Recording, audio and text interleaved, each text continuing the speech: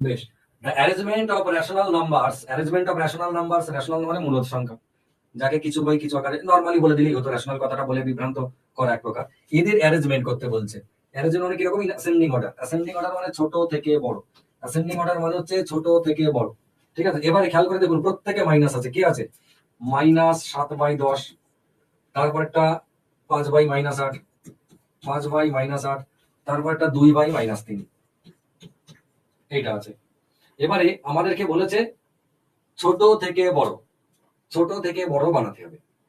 মাইনাসের বেলা আপনারা জানেন যে মাইনাসের হয়ে যে বড় সংখ্যা দেখা যায় সে তো বাস্তবে ছোট, মানে -2 এর থেকে -10 ছোট হয়, এটা আপনারা জানেন সবাই।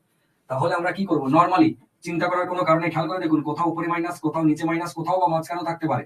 মাইনাস লবে থাকুক, মাইনাস হরে থাকুক, বা মাইনাস মাঝখানে থাকুক, যেখানেই থাকুক টোটাল ভ্যালু নেগেটিভই আপনি ট্রিট করবেন। টোটাল ভ্যালুটা হচ্ছে নেগেটিভ। ফলে উপরে নিচে মাঝখানে যেখানে খুশি থাকতে পারে, চিন্তার কোনো কারণ নেই, ভ্যালুটাই নেগেটিভ। তাহলে 7/10 মানে -70%।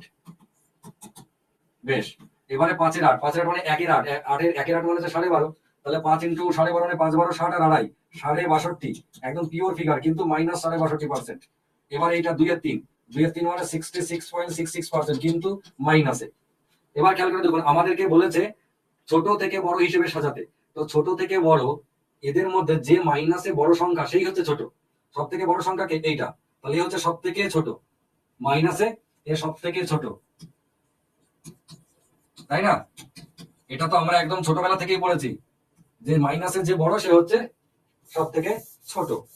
ব্যাস, তাহলে 70, তারপরে 66, তারপরে 62, 7/10, 2/3, 5/8, 7/10, 2/3, 5/8, কোথায় গেল? ঠিকই আছে, তাহলে অপশন ডি হচ্ছে উত্তর। ঠিক আছে।